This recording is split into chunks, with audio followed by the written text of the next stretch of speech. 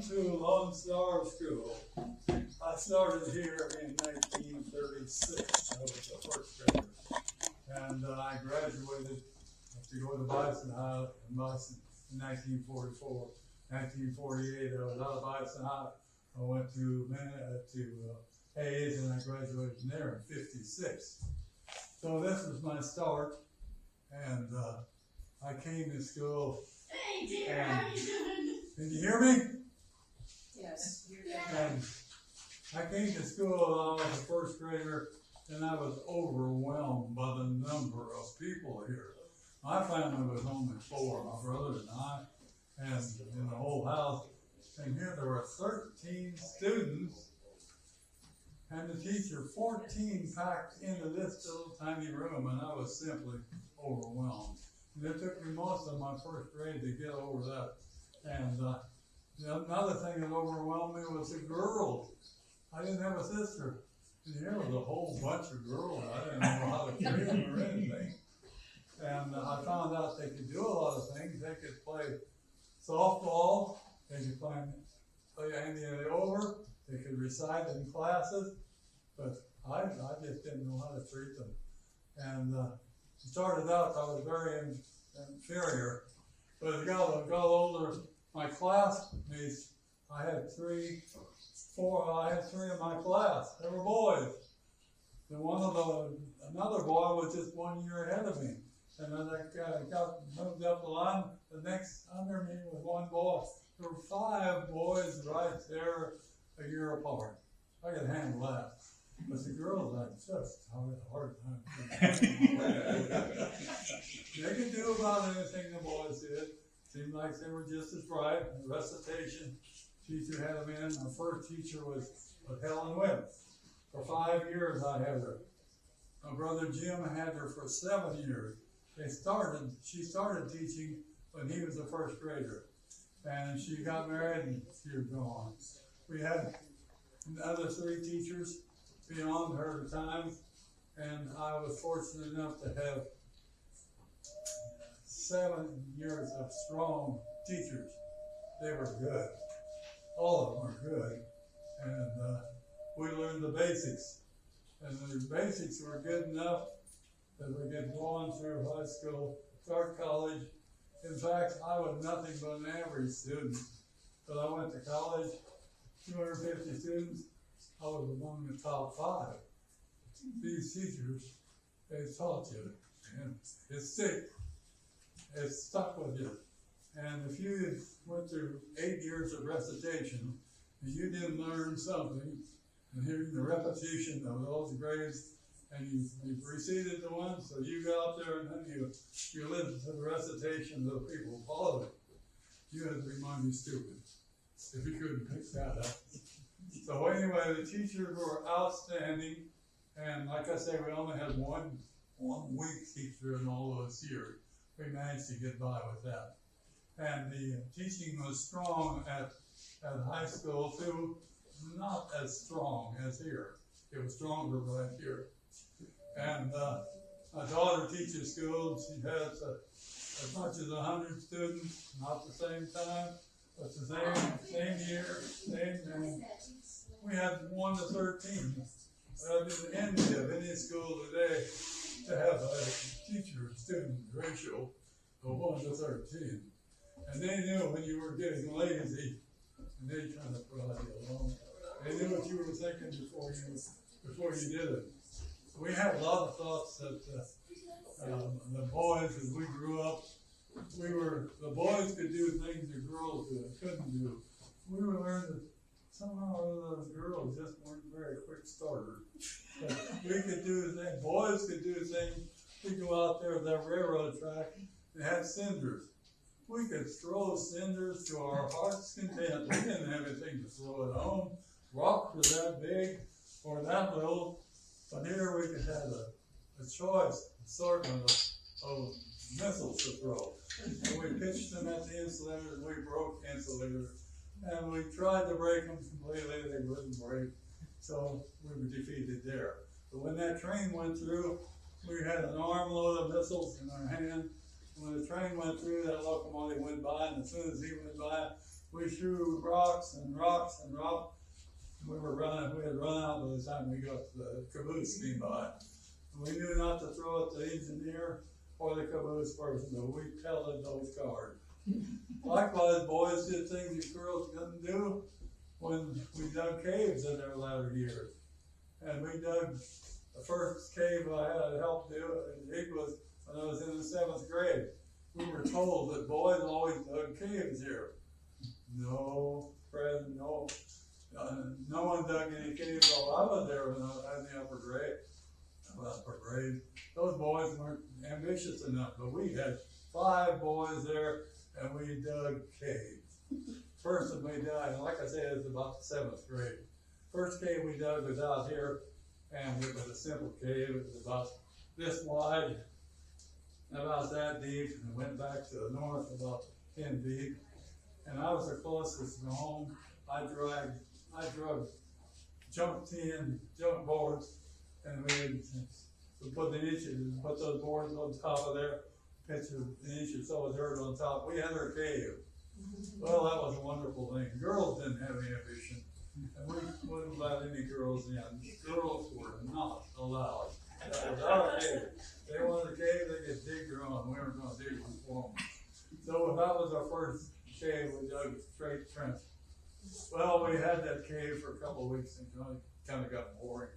So we decided to cover it up, and I drug the tin and boards home, and we were tired of a cave. Time went on, we wanted to dig another one. Well, we were engineers. We were going to do superior things we'd never done before. The next one was L-shaped, like that. Again, not that deep, not that wide, not that deep. I dragged the tin and boards up and we covered it up and pulled it over the top. A magnificent achievement. We were so proud of ourselves. Boys could do that, girls couldn't. So, and if the girls had choice, if they're curious, we tell them to go away. This is our cave. And so the new wore off of that L-shaped cave after a couple of weeks. We covered it up and drove the tin and boards home. The next one, in the 8th grade cave, we dug over in that corner, and we thought we were going to build the most magnificent cave that any boy had ever built in this school. And we started the road ditch and went down like that, and the depression is still out there. The field has been encroached upon the grounds here, and the depression is still out there in the field. So when we went down, it was 6 feet deep, it was 6 feet wide, it was 6 feet long, a magnificent cave. We would leave it there for all posterity to see what magnificent buildings we were there.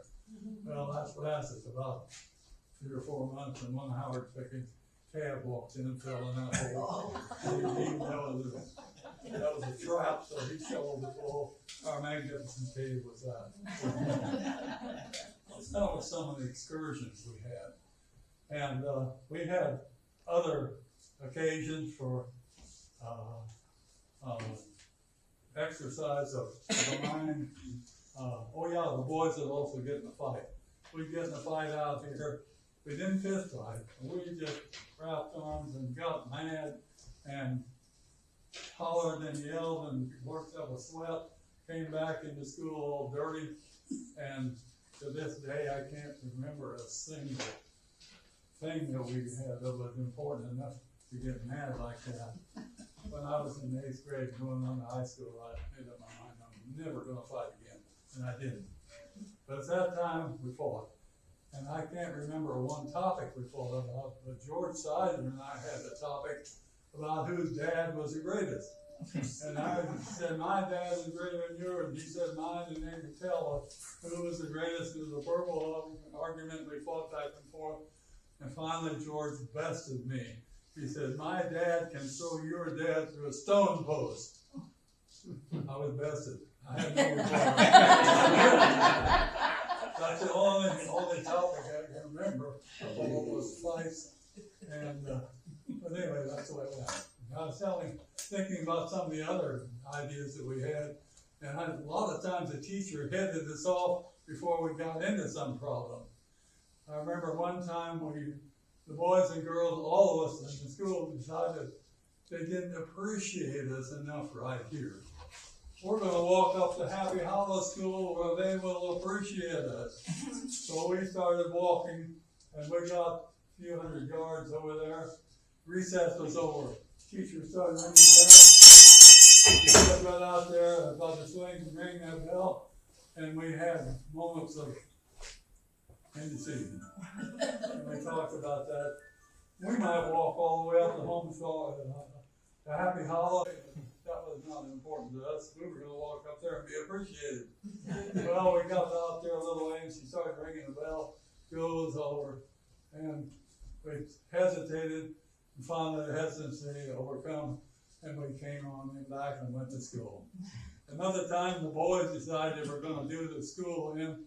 We were going to get a stick of dynamite, just work all the time. We're going to school, and hard work. And commanders and told us what to do. It was getting heavy on our hand. And we decided we would take a stick of dynamite and blow that corner of the school out. Well, we debated that for a while. Finally, a little bit we decided maybe that wasn't such a good idea, because if we dynamited that hole over there, retaliation would be immediate and severe. We decided that wasn't such a good idea. Besides that, we didn't have a stick of dynamite. some of the things that we thought of, and I think the teachers apprehended this in some of our thinking and got us aimed in a different direction. We didn't even know it. They kind of steered us around. But we did those things, and I was get back to school. I started in 1936. I'm the oldest living alumni of Lone Star School. I think there are two others, but I'm the oldest living alumni, starting in 1936. And Lester, where did you live from the school? Huh? Where did you live from the school? Where was your home? My home was right over here. Okay, we walked home at noon. Mother said that she could feed us more nutritious. It's only a quarter of a mile over there, cross country. And she could cook for us more nutritiously. The school time was from 9 o'clock until 4 o'clock in the evening or afternoon. We had 15 minutes of recess in the morning, 15 minutes of recess in the afternoon, and an hour of lunchtime.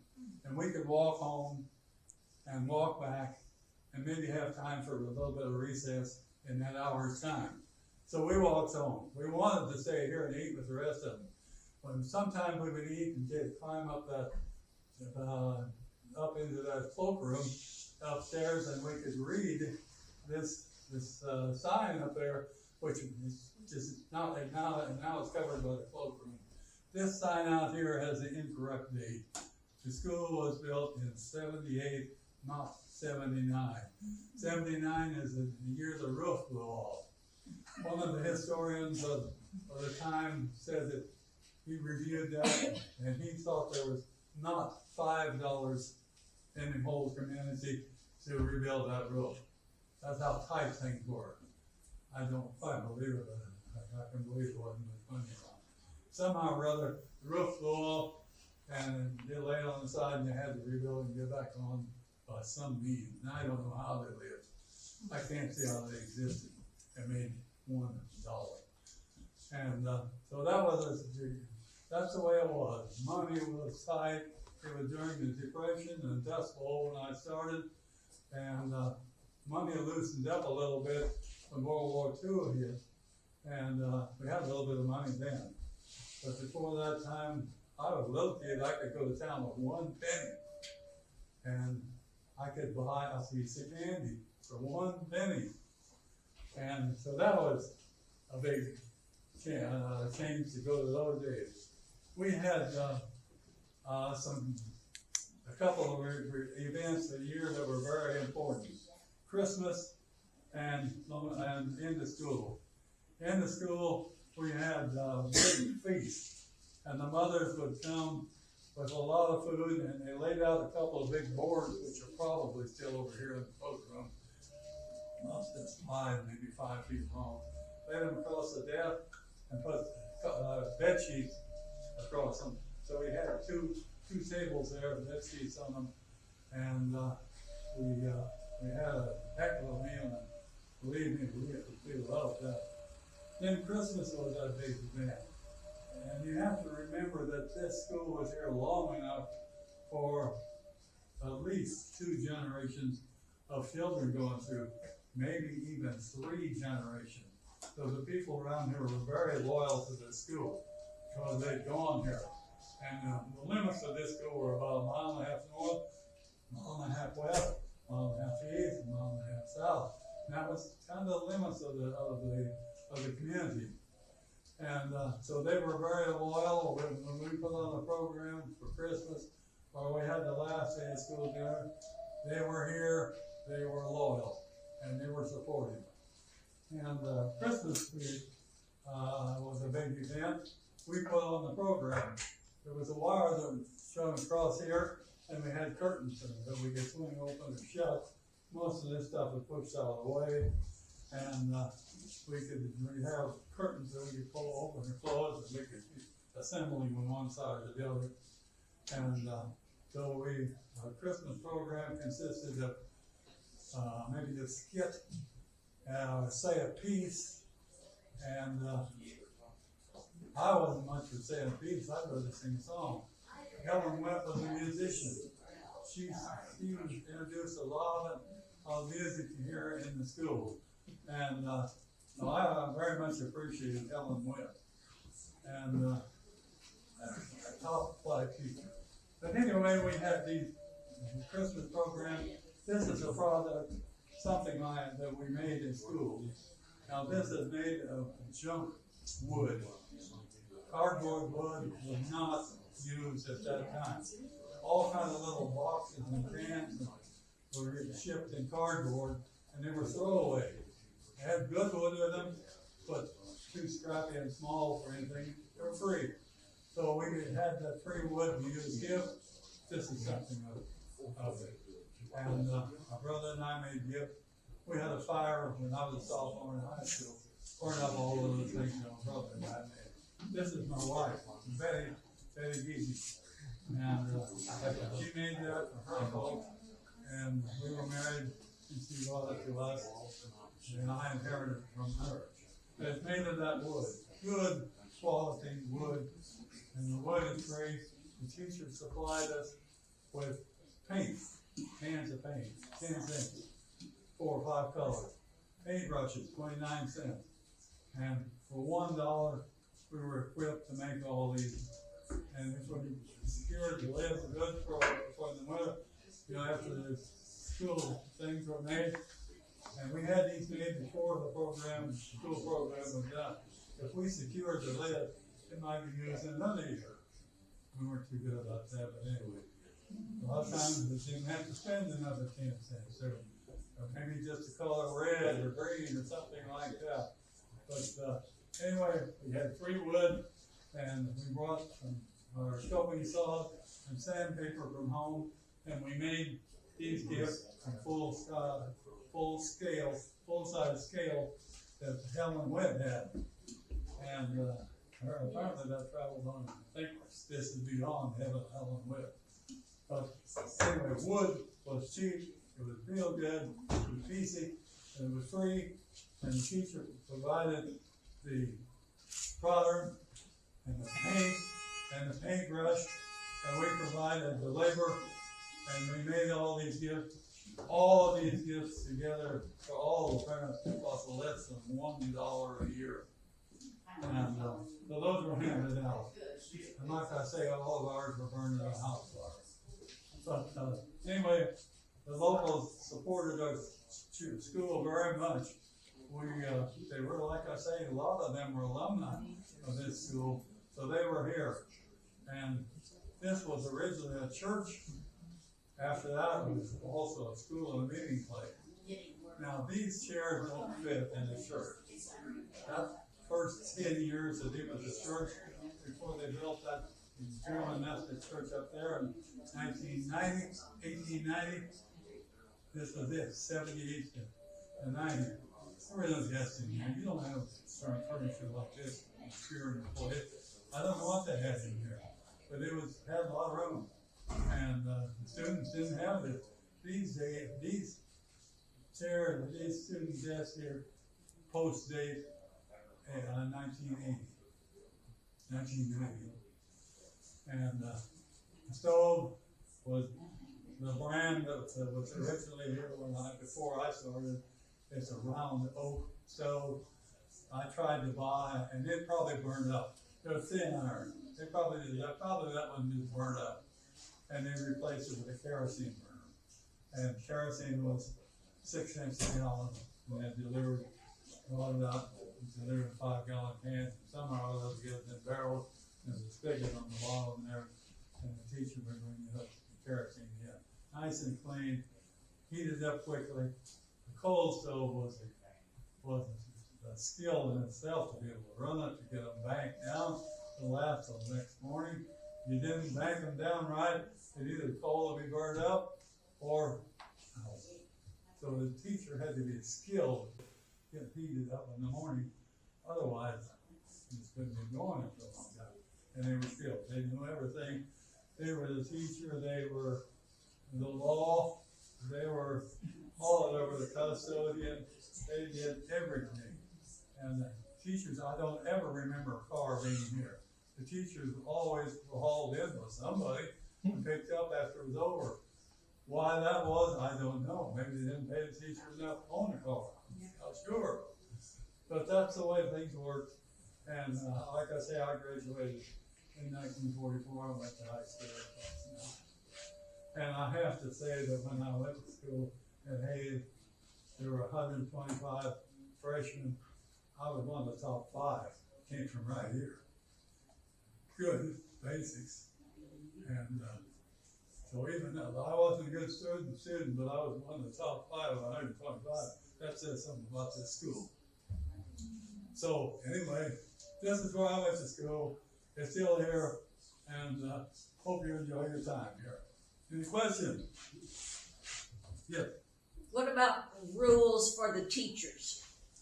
Rules? Rules for the teachers. They couldn't be married, they couldn't dye their hair, they couldn't smoke cigarettes, whatever. We had married teachers. But didn't you have those, the board had rules? No? I had heard that down in District 66 south of Timken, the teacher couldn't get married. She had to be a single woman. Maybe that was different then. We had a couple single women, and we had a couple married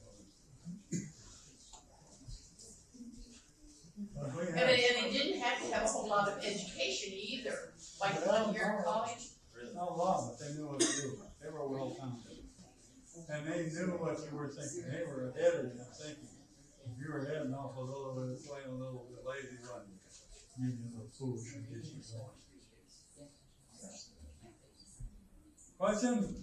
Helen Witt started teaching here. She graduated high school in '36 and started teaching here that fall with no education. She taught here for 3 years without further education. Then went to Hayes. I don't hear. She's saying that Helen Witt didn't have any college education.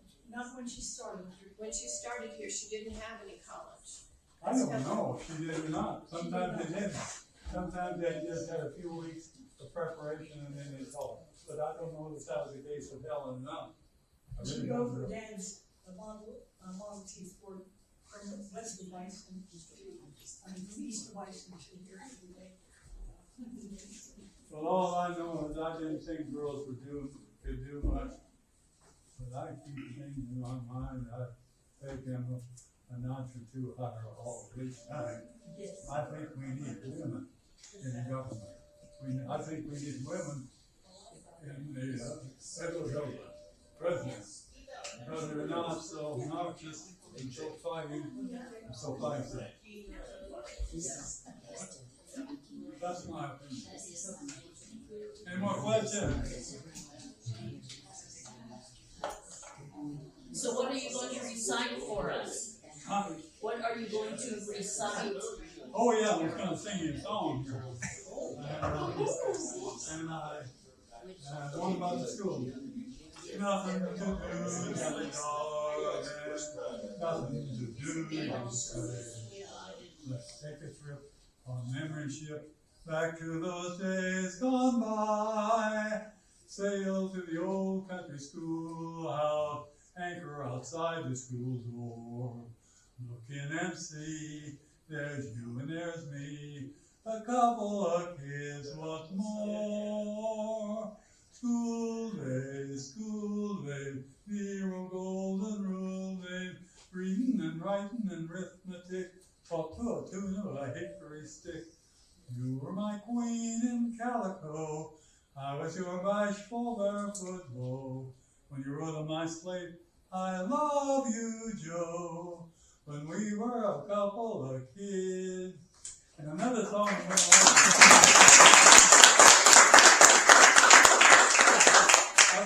went along with this that I was going to bring in. We made these gifts, and they were made prior to the Christmas holiday, and they were ready to hand out before the date of the Christmas Eve program, Christmas program, and we had a song for that too. We had our saws, coping saws, and a sandpaper out, and we had some scrap wood, and we pretended that we were making these gifts, but they were already made. And I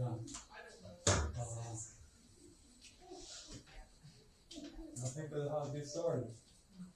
Yeah. I can't think how it gets started. Anyway, we had a song for this. And, Lester, do you recall? in icy land across the snow, we live with Santa Claus. Day in, day out, we're glad you like we work without a walls. Oh, here we work so merrily with sleigh and toy and top. With Santa's pixie elves are we work and never stop. Oh, it's a rip, rip, rip, and a snip, snip, snip, and the world the wheels go round. And a rip, rip, rip, and a snip, snip, snip, and to work with a merry sound. And then we had a gift to hand out, and we were cutting around making some sawdust. We had put on some scraps of wood and hips. We were making these hips. They were already made. And so we made some little sawdust. We sang that song. And we put on a program of skits and music and say a piece. And then Red Chicken was Santa Claus. And Red Chicken came in with a leather jacket. It went down to his knees. We knew it was leather because it had cowhide sticking, cow hair sticking out of it. It was kind of patchy. It was apparently been used for a long time. Perhaps that overcoat had been used as Santa Claus for years and years. We didn't know. But he appeared at Christmas time. He was Santa Claus, no mask. I don't think there was a mask in the county. We couldn't afford it. Certainly no costume. But he came in that leather jacket. And he gave us gifts of candy.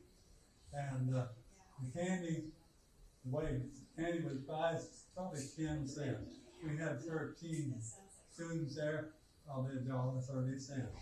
We burned kerosene at night for light and heat.